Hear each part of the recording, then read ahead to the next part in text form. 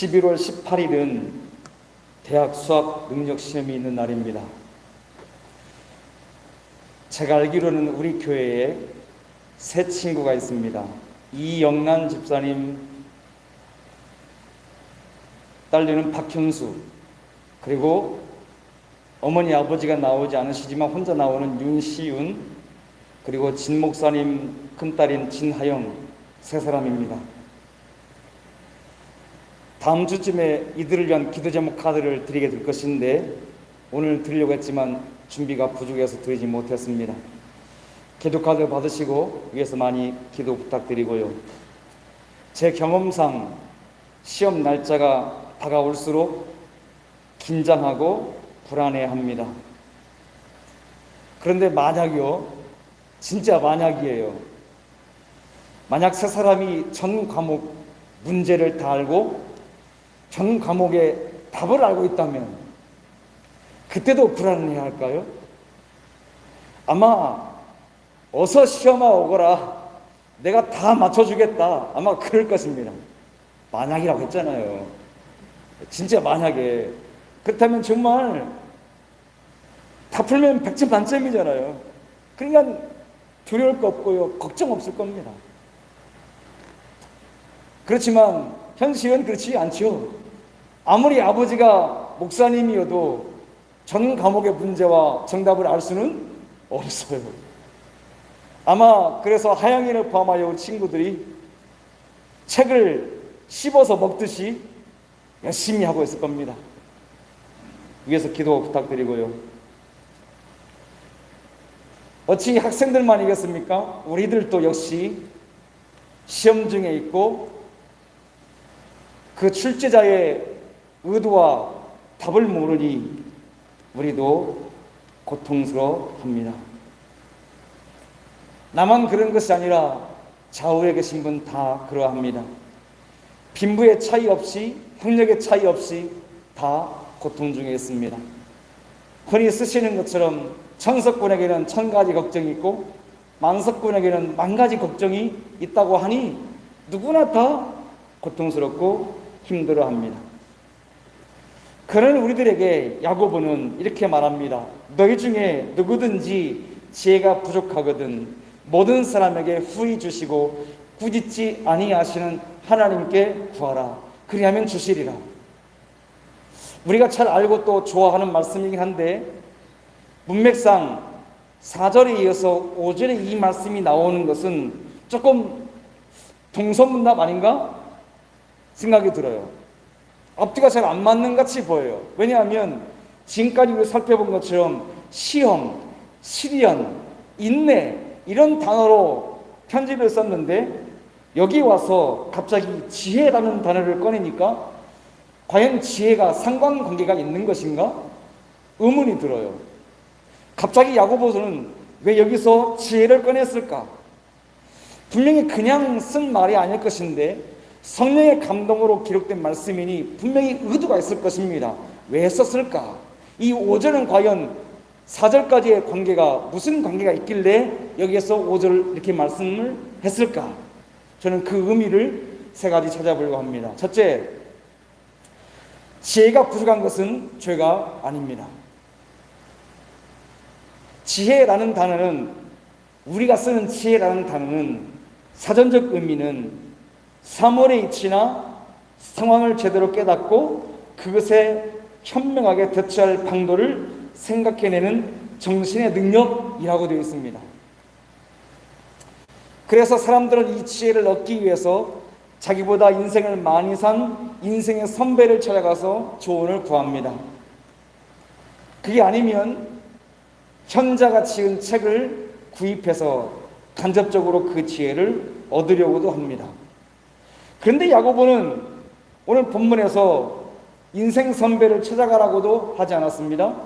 또 책을 사서 읽어보라고도 하지 않았습니다. 다만 여호와께 구하라고 했습니다. 이루 볼 때 야고보가 말하고 있는 5절의 지혜는 인간이 사색이나 학습이나 경험에 의해서 얻어지는 지혜가 아닌 것을 알 수 있습니다.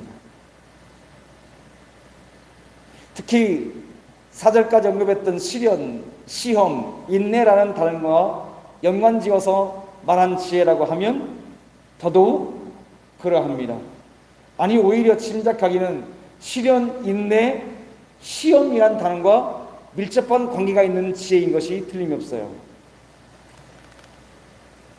그렇기 때문에 이 지혜는 사람에게서 나올 수가 없습니다.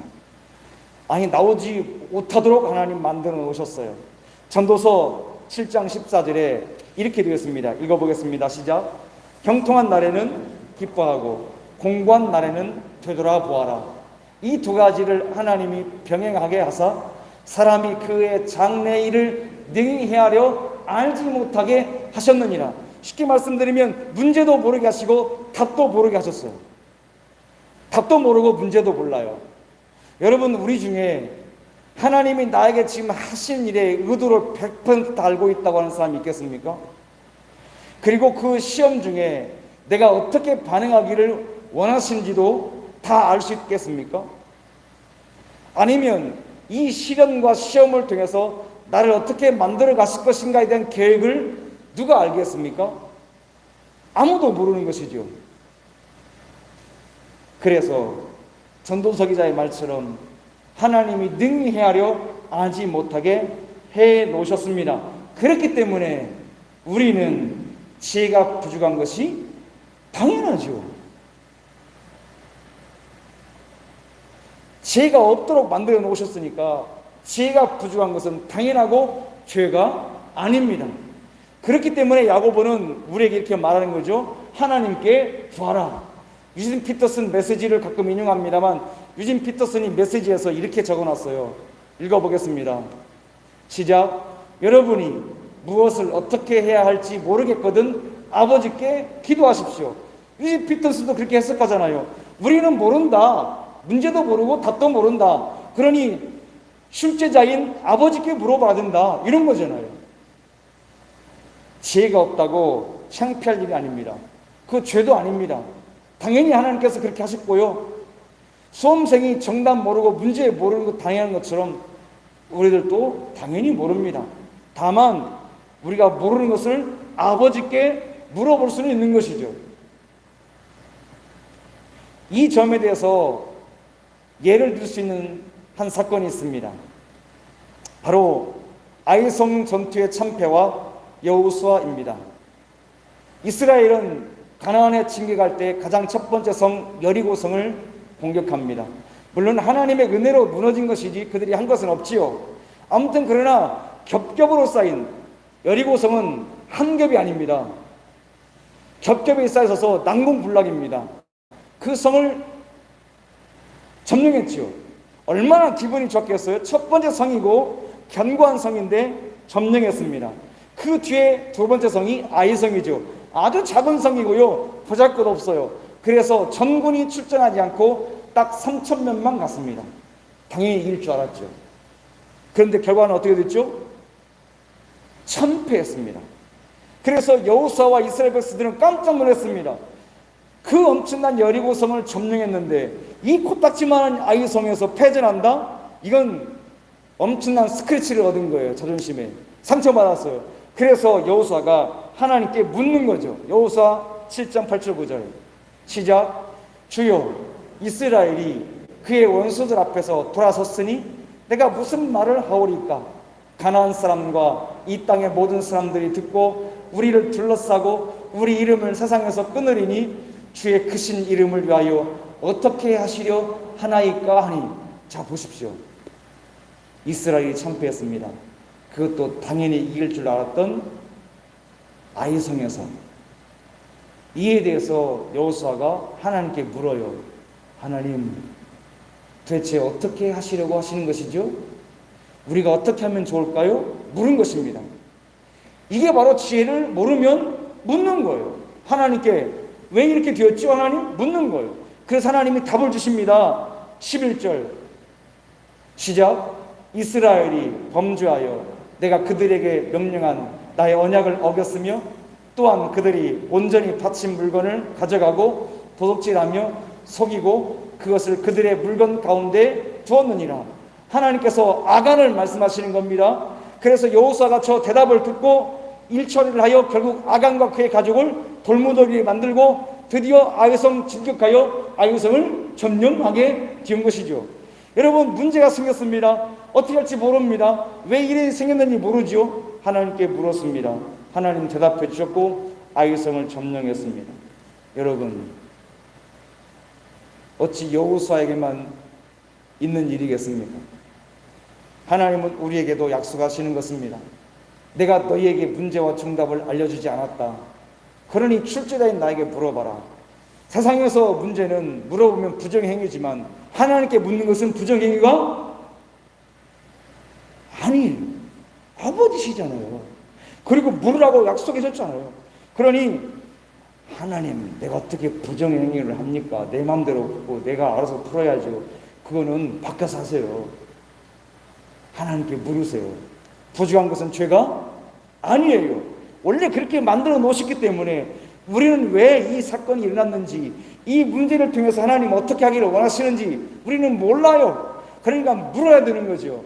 묻는 것은 잘못이 아닙니다. 지혜가 부정한 것 잘못 아닙니다. 하나님께 물으셔서 하나님이 대답해 주실 것을 믿으시고 기도의 자리로 나가십시오. 하나님이 분명히 우리에게 응답하실 줄로 믿습니다. 두 번째, 그 하나님, 응답하시는 하나님, 후히 주시고 뿌리지 않으신 하나님이십니다. 야고보가 이어서 말하는 거죠. 하나님이 어떤 분이시냐? 후히 주시고 뿌리지 않으신 하나님. 여러분, 여기서 후히라는 말은 말 그대로 인색하지 않고 넉넉하게 됩니다. 다시 말하면 시험과 시련을 넉넉히 이길 수 있는 지혜를 주신다는 뜻이에요. 증명해 드리죠. 두 가지 사례가 있습니다. 하나는 솔로몬입니다. 솔로몬이 아버지 다윗을 이어서 왕이 되었습니다. 엄청난 이스라엘을 어떻게 다스리겠습니까? 알지 못하는 무지한 사람이죠. 그래서 하나님께서 내가 내게 무엇을 줄까 물으니까 솔로몬이 뭐라고 대답했죠? 내게 송사를 듣고 분별하는 지혜를 주십시오. 그랬더니 하나님께서 지혜를 달랑 주셨나요? 아니죠. 지혜만 달랑 주신 것이 아니라 구하지 않은 부귀와 영광도 함께 주셨습니다. 얼마나 후히 주신 아버지십니까? 또 하나 예 있습니다. 탕자의 비유라고 일컫는 그 비유에서 탕자가 아버지께 돌아옵니다. 돌아올 때 스스로 뭐라고 했죠? 지금부터는 내가 아버지의 아들이라고 일컬음 받는 것이 쑥스러우고 감당치 못할 일이다. 그냥 나를 품꾼의 하나로 여겨달라고 해야지 라고 하면서 집에 왔잖아요. 아버지 만났습니다. 아버지, 나를 그냥 아들로 취급하지 마시고 품꾼의 하나로 여겨주세요 라고 했습니다. 품꾼으로 대우해줬습니까? 아니에요. 제일 좋은 옷을 꺼내왔고 신발을 신기고 가락지를 끼고 살찐 송아지를 잡았습니다. 빼빼 마른 송아지가 아니고요, 분명히 살찐 송아지예요. 얼마나 후히 대접해 주시는 겁니까? 그냥 집에 거들여서 품꾼의 하나로 여겨도 감사한데 아들의 지위를 회복시켜 줬습니다. 잔치를 열어줬습니다. 얼마나 후히 주시는 아버지십니까? 그래서 사도는 이런 후히 주시는 아버지에 대하여 에베소서 3장 20절에 이렇게 말했습니다. 시작. 우리 가운데서 역사하시는 능력대로 우리가 구하거나 생각하는 모든 것에 더 넘치도록 능히 하신 이에게. 여러분, 읽을 때는 좀 업해서 읽어야 돼요. 모든 것에 더 넘치도록이 아니라 모든 것에 더 넘치도록. 여러분 생각해 보십시오. 구하거나 생각한 것보다 더 넘치게 주신다는 거예요. 얼마나 후하게 주신 하나님이셔요. 우리가 지혜를 구하고자 하는 그분이 어떤 분인가 잘 알아야 돼요. 인색하신 분이 아니에요. 후하게 주시는데 구하거나 생각한 것보다 더 넘치도록. 그래서 시편 23편 살펴봤죠. 다윗이 뭐라고 했죠? 내 잔이 잘랑잘랑, 내 잔이 넘치게. 하나님께서 우리가 기도한 것보다 넘치게 주실 줄로 믿습니다. 아멘. 입을 크게 벌리라고 했죠. 하나님이 입을 크게 벌리라는 뜻이 무엇이에요? 여러분, 입을 크게 벌리면 많이 들어가요? 적게 들어가요? 상식적으로 생각해 보십시오. 입을 크게 벌릴수록 많이 들어가죠. 그러니까 아멘도 크게 하세요. 아멘. 네. 입을 크게 벌린다는 뜻은 아멘도 크게 하는 뜻이에요. 아무리 아멘 크게 하고 싶어도 입을 작게 벌리면 안 되잖아요. 하나님이 우리에게 구한 것보다 더 후하게 주실 줄 믿습니다. 아멘. 후하게 주실 뿐만 아니라 꾸짖지 않으신다고 했습니다. 저 말은 책망하지 않으시고 부끄럽게 하지 않으시고 얼굴이 화끈거리게 않으신다 이 말입니다. 제가 좀 설명을 더 드리면, 야, 지난번에 내가 가르쳐줬잖아. 벌써 잊어버렸어? 너 교회 다닌 지 몇 년이야? 네 나이 몇 살이냐? 내가 그렇게 가르쳐줬는데 너 지금 아직도 그래? 내 이번만 봐준다. 다음엔 오지마. 하나님 이러십니까? 제가 믿는 하나님 그런 하나님 아니셔요. 제가 믿는 하나님이 여러분이 믿는 하나님이시잖아요. 우리 하나님 아버지가 지난번에 가르쳐줬는데 벌써 잊어버렸느냐고 책망하실 리가 없습니다. 이번만 준다. 다음에는 안 줘. 라고 하시면서 부끄럽게 만드실 리도 없습니다. 그 증거로 예수님께서 누가복음 18장에서 한 과부와 재판장 얘기하셨잖아요. 이 과부가 빽이란 게 뭐가 있겠습니까? 단 하나 자주 가서 늘 가서 괴롭히고 번거롭게 했습니다. 그래서 그 재판관이 들어줬잖아요. 하물며 하늘의 아버지께서 밤낮 부르짖는 사람들의 기도를 듣지 않으시겠습니까? 들으신다는 거예요. 밤낮이에요. 밤낮이 물리적으로 밤낮이겠습니까? 시시때때로 아무 때나 오는 거예요. 제가 박연호 집사님 댁에 밥 얻어 먹으러 아침, 점심, 저녁 새끼 문 두드리면 박 집사님 뺏겨 주시겠습니까? 아침은 주시겠죠. 제 얼굴을 봐서 담임 목사니까. 점심도 가면 점심 주십니까? 아, 그것도 주시겠죠. 저녁 가면 그래도 하루쯤은 새끼 주시겠죠. 그 다음날 제가 가면요. 아무리 박 집사님이 하야와 같이 넓은 마음을 가졌어도 둘째 날에 안 주실 거예요. 여러분, 그러나 하나님 아버지는 이틀이 뭐예요? 3일이 뭐예요? 4일이 뭐예요? 매일매일 몇 끼 와도 하나님 아버지 우리를 번거롭게 여기지 않으시고 기꺼이 맞아주실 줄로 믿습니다. 아멘. 하나님 아버지가 그런 분인 거죠. 그게 꾸짖지 않으심이에요. 또 와도 좋고 또 와도 좋고 언제든지 환영이에요. 안 오는 것을 서운해 하시지 오시는 거에 대해서, 오는 거에 대해서 절대로 번거롭게 여기지 않습니다. 그래서 히브리서 기자는 히브리서 4장 16절에 이렇게 말해놨어요. 읽겠습니다. 시작. 그러므로 우리는 긍휼하심을 받고 때를 따라 돕는 은혜를 얻기 위하여 은혜의 보좌 앞에 어떻게? 담대히. 여러분, 저 담대히란 말은 밑줄을 몇 번 그어놔도 돼요. 예외 없어요. 시간적 예외. 언제는 안 돼. 어느 날은 안 돼. 이런 게 없는 거죠. 아무 때나 언제나 누구나. 여러분, 담대히가 참 좋은 표현을 넣어놨어요. 여기다가. 아, 내가 어제 지은 죄가 많은데요. 상관없어요. 당당히 오시면 돼요. 그래서 혹자는 그리스도를 가리켜서 철판 깐 그리스도이다 그러더라고요. 철판을 깔았다는 거예요. 아, 한 게 뭐예요? 잘한 게 뭐예요? 아무것도 없어요. 그렇지만 철판 딱 깔고 또 오는 거죠. 아버지 하고 오는 거죠. 아버지, 제가 왔어요. 아버지 하고 철판 깔고 오는 거죠.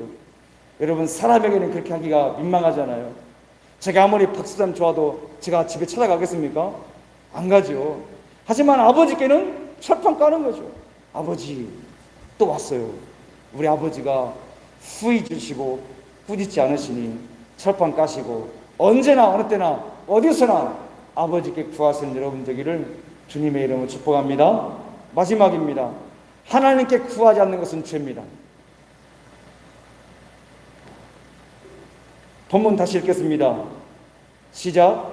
너희 중에 누구든지 지혜가 부족하거든 모든 사람에게 후히 주시고 꾸짖지 아니하시는 하나님께 구하라.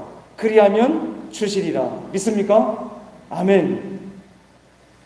말씀 읽으셨는데 기도하라는 뜻입니까? 기도하지 말라는 뜻입니까? 기도하라는 말씀이죠. 그것을 강조하고 싶어서 누구든지라고 했고 모든 사람에게라고 했고 그리하면 주시리라 라는 표현을 쓴 거예요.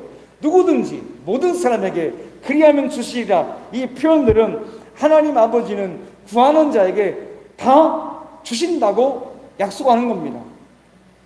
따라서 우리는 기도해야 합니다. 저 말씀이 진실로 사실이라고 믿는다면 기도해야 합니다. 만약 저 말씀이 사실인 줄 믿음에도 불구하고 기도하지 않는다면 두 가지 죄를 짓는 겁니다. 첫째, 교만한 죄를 짓는 겁니다. 왜 교만한 죄냐? 죄가 없다고 했잖아요. 하나님이 그렇게 안 지었다고 했습니다. 사람에게 장래일을 모르게 했습니다. 죄 없어요. 출제자의 정답의 의도도 모르고 문제도 몰라요. 그럼 물어야죠. 묻지 않는 것은 뭐죠? 나 당신 도움 필요 없어. 나 당신의 도움 필요 없어. 내가 알아서 할 거야. 이게 교만 아니고 무엇입니까? 기도는 심령이 가난한 사람이 하는 거예요. 마음이 겸비되어서 아버지 하나님 앞에 나와서 하나님 나를 도와주세요. 납작 엎드리는 거예요. 그러니 기도는 누가 하는 줄 아십니까? 기도는 겸손한 사람이 하는 거예요. 교만해서는 기도의 자리에 올 수가 없어요. 무릎은 못 꿇어도 이 마음의 무릎을 꿇는 거잖아요. 기도의 자리에 나와서. 교만해서 어떻게 무릎을 꿇을 수 있겠어요? 그러니까 기도하지 않으면 교만한 죄를 짓는 거예요. 두 번째는 불신앙의 죄를 지어요. 5절에도 살폈습니다만 하나님이 전능하시고 그분이 약속하신 것은 무슨 일이 있더라도 이루시고 응답하신다고 믿으면 뭐 해야 되는 거죠? 당연히 기도해야 되죠. 제가 죄송합니다. 이장로님 신명을 거론해서 신방 갔는데 이장로님이 그러시는 거예요. 이장영 장로님이. 이장님께서 두 분 계시죠. 이창희 장로님과 이장인. 네, 이장인 장로님께서 그러시는 거예요. 제가 거짓말 안 보태고 그대로 말씀을 드립니다. 장로님 신방 끝나니까 이렇게 말씀하시는 거예요. 살아온 생활 동안 기도의 응답을 많이 받았다고 왜 기도 안 하는지 모르겠다고 하시는 거예요. 제가 그 말을 듣고 탕 맞았어요. 그렇죠. 기도하면 응답되는데 왜 기도 안 하는 거예요? 그거 불신앙 아닙니까? 기도 안 하면 하나님 능력 안 믿는 거잖아요. 이대로 안 되겠다고 의심하니까 기도 안 하는 거잖아요. 기도하고 하나님께 하신다고 하시면 기도하는 거죠. 응답은 하나님이 알아서 해주시고 우리가 그것까지 고민합니까? 내가 이렇게 엄청난 응답을 구했는데 하나님 응답해 주실까? 그거 왜 우리가 걱정해요? 우리는 기도할 뿐이에요. 여러분, 로또에 당첨될 확률이 815만 분의 1이라고 합니다. 잘 모르고요. 이렇게 설명하더라고요. 벼락에 맞아 평생에 벼락에 맞아 죽을 확률보다 더 높은 거죠. 벼락에 맞아 죽을 확률이 더 높답니다. 그런데 그렇게 아주 낮은 확률의 로또를 줄 서서 사잖아요. 우리의 기도의 확률은 권사님 몇 프로예요? 우리는 확률 싸움이 아니라고 했잖아요. 우리는 확률을 뛰어넘는 사람이요. 100% 하나님 말씀하신 그대로 주님 이름을 걸고 하나님 이름을 걸고 응답하시는 하나님이시잖아요. 100% 응답하시는 분이잖아요. 우리는 확률의 싸움을 하는 게 아니에요. 그러니까 기도해야 되죠. 그러니 기도 안 하면 뭐 하는 거예요? 불신앙이죠. 이제 여러분 고민되시죠? 내일 새벽 예배 나와야 되나 안 나와야 되나? 새벽 예배 안 나올 수도 있어요. 기도 꼭 새벽 예배 나오셔야만 합니까? 어디서든 가능해요. 그렇지만 나오면 더 좋아요. 초창기도회가 지금 쉽니다만 남성 여러분 그거 없어졌다고 지금 쉰다고 사실은 제가 기대했어요. 지난 토요일 날 원래 약속한 날이니까 가기로 마음먹은 분들은 그게 안 와도 새벽 예배 와야지 하고 생각할 줄 알았는데 한 번도 안 오셨어요. 역시 기대대로 되는구나 생각했어요. 9월 달에 어떻게 될지 모르겠습니다만 남성 여러분 9월 초창기도가 못 모인다면 첫째 토요일은 뭐 하기로 했어요? 박 부사님? 초창기도 하기로 했잖아요. 개인적으로 하셔야죠. 남성 여러분은 집에 가시면 이제 또 찌르시가 합니다만 잊어버리세요. 여기서 잊어버리시고요. 중요한 것은 로또 당첨될 확률이 그렇게 낮은데도 될 거라고 믿고 사는 사람들이 이렇게 많은데, 기도 확률 100%인데 우리는 어찌 기도하지 않는 것입니까? 지혜가 부족한 것은 죄가 아닙니다만 기도하지 않는 것은 죄입니다. 지혜가 부족하게 만든 것은 죄가 아닙니다만 그렇게도 만드셨는데도 불구하고 하나님께 지혜를 구하지 않으면 죄입니다. 그래서 사무엘상 12장 23절에 이렇게 되어 있습니다. 읽겠습니다. 시작. 나는 너희를 위하여 기도하기를 쉬는 죄를 여호와 앞에 결단코 범하지 아니하고 선하고 의로운 길을 너에게 가르칠 것인즉. 사무엘 선자가 한 말입니다. 기도를 쉬면 뭐 한다고요? 감히 대답하기 민망하시죠? 죄입니다. 목사가 하는 말이 아니고 성경이 하는 말입니다. 왜죠? 하나님 능력을 불신하는 것, 약속을 신뢰하지 않는 것, 로또보다 못한 걸로 생각하는 것, 기도하지 않으면 죄입니다.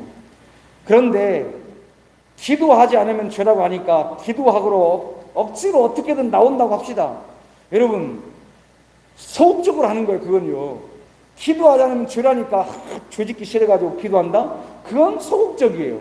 여러분 물어봅시다. 로또 여러분 안 사시지만 만약에 산다고 치면 로또 살 때 벌 받을까봐 로또 삽니까? 우리 중에 로또를 산다면 로또 안 사면 벌 받을까봐 로또 사시는 분, 그런 사람이 어디 있어요? 로또 벌 받을까 사는 사람은 없어요. 희망을 걸고 로또를 삽니다. 마찬가지죠. 벌 받을까봐 기도, 죄가 되어서 기도하는 것도 뭐 잘하는 것입니다만 더 적극적으로 하나님 아버지가 능력이시고 나에게 응답을 약속하셨으니 기쁘고 즐겁게 기도해야 되는 거죠. 맞죠? 그러니 우리는 기쁨으로 적극적으로 기도해야 돼요. 기도하지 않는 것이 죄이기 때문에 기도하는 것이 아니라 하나님 아버지가, 아까 5절 읽었잖아요. 누구든지 그리고 모든 사람에게 구리하면 주시리라. 제 귀엔 이렇게 들려. 너희들 기도만 해봐라. 내가 다 몽땅 줄 거야. 뭐 이런 뜻으로 들려. 여러분은 안 들립니까? 너 기도만 해봐라. 내가 다 줄 거야. 응답해 줄 거야. 제 귀엔 이렇게 들려요. 그냥 한번 확인해 보십시오. 그래서 하나님의 그 능력과 약속을 신뢰하는 우리들 기도하여서 하나님 기쁨 되고요, 주시는 은혜를 다 받아 누리기를 주님의 이름으로 축복합니다. 말씀 뵙겠습니다. 우리는 지음 받을 때 지혜 없이 지음 받았습니다. 그러니 출제자이고 정답을 알고 계시는 하나님께 우리는 지혜를 구해야 할 것입니다. 그 지혜를 주시겠다고, 그것도 후히 꾸짖지 아니하시고 주시겠다고 약속하셨습니다. 그러니 우리가 어찌 하나님 앞에 나아가지 않겠습니까? 수험생만 기도하겠습니까? 아니죠. 우리는 인생의 시험지를 다 받고 있는 사람들 아니겠습니까? 그러므로 어디 계시든 언제든 아버지를 부르시고 아버지께 지혜를 구해서 시험 중에서 넉넉히 이기시고 승리하는 우리 모두가 되기를 주님의 이름으로 축복합니다. 기도하겠습니다. 하나님 아버지, 우리가 본디 지혜가 없이 지어졌음을 깨닫고 지혜 부족하게 만드신 하나님 앞에 엎드려 그 지혜를 구하여 지금의 겪는 시련과 시험과 고통 중에서 잘 반응할 수 있도록 도와 주옵소서. 하나님 아버지가 능력이시고 응답해 주신다고 하셨으니 어찌 우리가 기도하지 않겠습니까? 하나님, 교회 밖에 있는 삶도 썩은 동아줄을 잡고자 부처에게 달려가고 미신에게 달려갑니다. 하물며 살아계신 아버지 앞에 어찌 우리가 엎드리지 않겠습니까? 우리 성도들이 흩어진 자리에서 곳곳에서 기도의 손 모을 때에 아버지 들으시고 응답하여 주옵소서. 하나님 아버지, 특별히 기도합니다. 인생의 어려운 문제를 짊어지고 힘들어하는 우리 성도들이 계십니다. 하나님, 분명히 능력이시고 응답하신다고 하셨으니 우리 성도들의 그 질고를 또 무거운 짐을 거두어 주시고 하나님이 응답하신 분이심을 온 세상에 널리 전할 수 있는 산 증인들이 다 되게 하여 주옵소서. 예수님의 이름으로 기도 올려옵나이다. 아멘.